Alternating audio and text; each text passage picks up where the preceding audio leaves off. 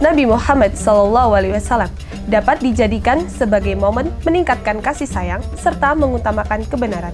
Maka dari itu, mari bersama kita ikuti kajian virtual bersama Bapak Dr. Andes Haji Nur Husaini MPD selaku Kepala Asrama Madrasah Aliyah Negeri 1 Karanganyar. Assalamualaikum warahmatullahi wabarakatuh. Bismillahirrahmanirrahim. Alhamdulillahi rabbil alamin. Assalatu wassalamu ala asrafil anbiya'i wal mursalin Sayyidina wa maulana Muhammadin wa ala alihi wa sahbihi ajma'in, amma ba'du.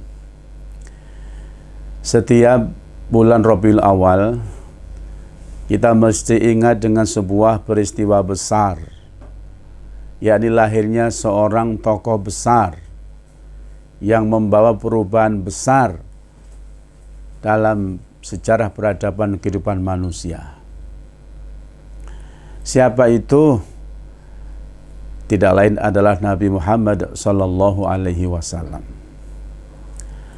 Kenapa setiap maulidnya, setiap hari kelahirannya kita peringati? Karena ini momentum terbaik untuk mengingatkan agar kita umat Islam selalu bagaimana mengikuti jejaknya, mengambil contoh dalam setiap aspek kehidupan kita, menjadikan beliau sebagai figur sentral dalam meraih kebahagiaan dan keselamatan dunia akhirat kita. Mengapa kita mesti mengikuti beliau? Karena ini perintah Allah. Qul in kuntum tuhibbunallaha fattabi'uni yuhibbukumullahu wa yaghfir lakum dzunubakum wallahu ghafurur rahim.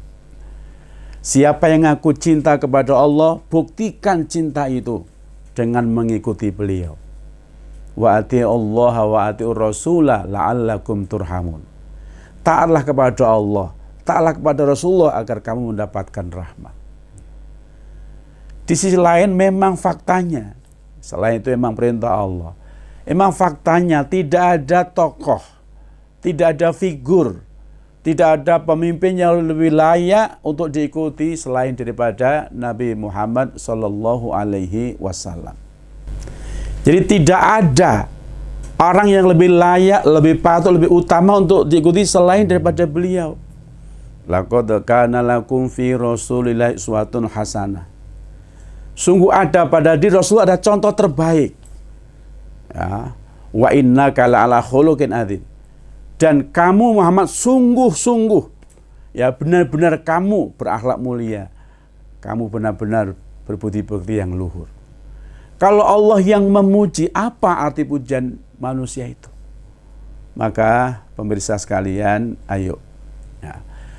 Sekarang mesti apa yang kita lakukan sebagai upaya untuk mengikuti beliau, membuktikan cinta kepada beliau.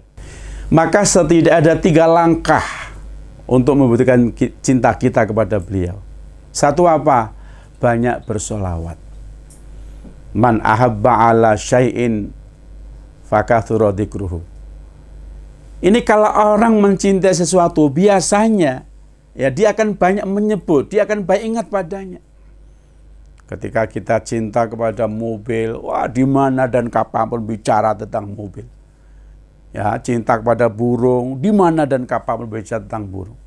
Nah, kalau kita ngaku cinta kepada Rasulullah, banyak bersolawat. Maka al-bakhil man dzukirtu indahu lam yusalli alayya. Termasuk orang yang bakhil siapa? Orang yang ketika disebut namaku di sampingnya, dia tidak bersolawat padaku. Rasulullah tegaskan, man sholla alayya sholatan wahidatan sallallahu alaihi asra sholawatin. Jadi siapa yang bersolawat kepadaku dengan sekali solawat, Allah akan bersolawat buat dia 10 kali. Apa artinya solawat kita kepada Rasulullah? Ini doa, ini bukti cinta, ini adab. Ya, walaupun tidak kita doakan, beliau pasti selamat, udah dijamin selamat oleh Allah. Lalu apa artinya Allah bersolawat buat kita? Allah menjanjikan keselamatan. Siapa yang banyak bersolawat, maka kita akan diberikan, dijamin selamat oleh Allah Subhanahu wa ta'ala. Yang kedua, menjaga dan memelihara warisannya. Apa yang beliau wariskan? Beliau tidak mewariskan harta, pangkat, jabatan, dan kedudukan. tapi beliau mewariskan ilmu. Pertama apa? Ada di dalam Al-Quran. Yang kedua Al-Hadis, yang ketiga adalah ulama. Bagaimana kita menjaga Al-Quran ini? Pastikan kita selalu berinteraksi dengan Al-Quran. Banyak kita membacanya, banyak kita menghafalnya, banyak mentadaburi maknanya, ya, mengamalkan ajaran-ajarannya. Maka siapa yang selalu berdekat-dekat dengan Al-Quran, selalu berinteraksi dengan Al-Quran, banyak baca, banyak menghafalnya, Allah akan janjikan berkah hidup kita, berkah rezeki, berkah umur kita. Ya, sampai kapanpun, dimanapun kita akan ditemani oleh Al-Quran. Saat kita sakit, saat kita menghadapi sakratul maut, saat kita di alam kubur, saat dibangkitkan, saat di titian sirat, saat bahkan di surga, Al-Quran akan selalu menemani kita. Maka di antara nasihat Utsman bin Affan itu, lau tahrat qulubukum masabitum bi kalami rabbikum. Kalau saja hatimu bersih, ya, maka kamu nggak akan pernah kenyang dengan kalam Allah. Artinya apa? Ya, kita nggak perlu untuk tahu hati kita bersih atau kotor, mau di ronsen, mau di USG, nggak usah. Deketin aja kita dengan mushaf Al-Quran.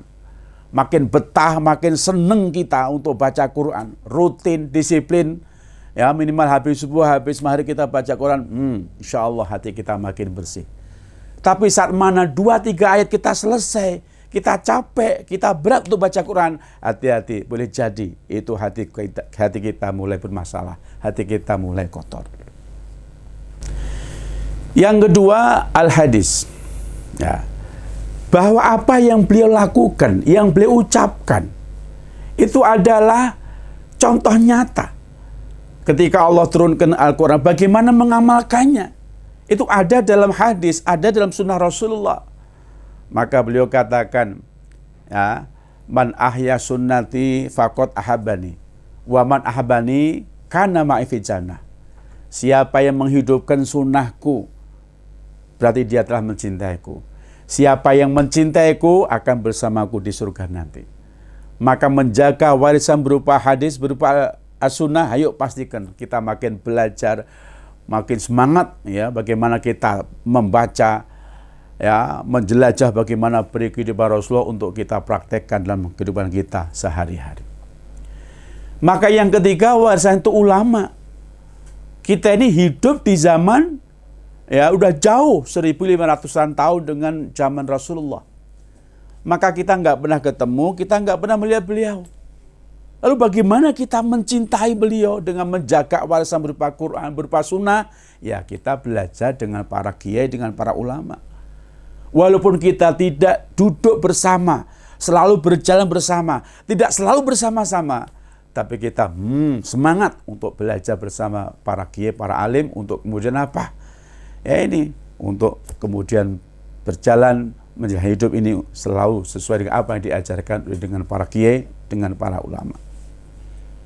Setelah kita banyak bersolawat, menjaga dan memelihara warisannya, Al-Quran, As-Sunnah, dan ulama, maka langkah ketiga, kita ikuti ibadah dan akhlaknya. Bagaimana akhlak beliau? Kalau ada satu-satunya orang yang sudah diberi ampunan, sudah diberi jaminan untuk diampuni dosanya, beliau adalah Rasulullah Muhammad SAW. Tapi ini tergambar dalam satu pertanyaan oleh Ibu Aisyah. Ya Rasulullah, engkau itu Nabi, engkau itu Rasul. Engkau sudah dijamin surganya, dikabul doanya, diampun dosanya. Kenapa sih?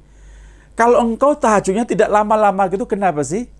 Maka jawab Nabi, afal uhibbu an akuna abdan syakur. Salahkah aku Aisyah? Kalau aku menjadi hamba yang selalu makin bersyukur kepada Allah. Makin diampuni, makin bersyukur, makin kuat ibadahku. Ini para pemirsa sekalian, pastikan, ya, yang sudah nyata-nyata dijamin surganya, dikabul doanya, diampun dosanya, demikian kuatnya ibadah Rasulullah. Nah, maka yang berikutnya apa? Akhlak. Baik musuh, apalagi kawan. Ya. Ini mengakui betapa luhur, betapa tingginya akhlak Rasulullah. Allah memuji dalam sebuah ayat itu, wa innaka la'ala khuluqin adzim. Dan sungguh kamu Muhammad benar-benar berakhlak, berbudi pekerti yang luhur.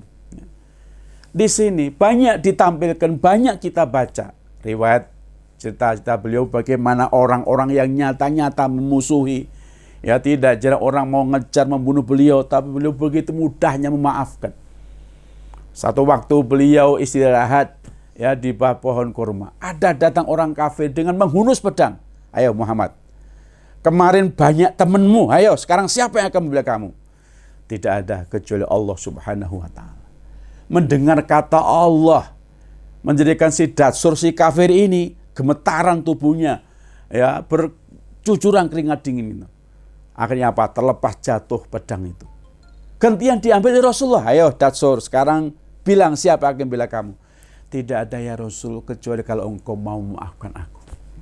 Nyata-nyata si kafir mau membunuh beliau, yang nyatanya mengancam beliau, tapi beliau dengan jiwa besar memaafkannya. Nah, demikian para pemirsa sekalian, intinya ayo, ini momentum terindah, momentum terbaik ya di bulan Rabiul Awal. Pastikan kita makin meningkat cinta kita kepada Rasulullah. Kita buktikan ya dengan banyak bersolawat, dengan menjaga, memelihara warisannya, Al-Quran, Sunnah dan para ulama, dan yang terakhir kita ngikut semangat ibadah seperti beliau.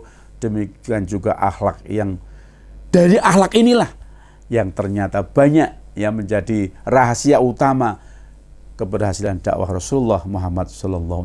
Terima kasih. Assalamualaikum warahmatullahi wabarakatuh.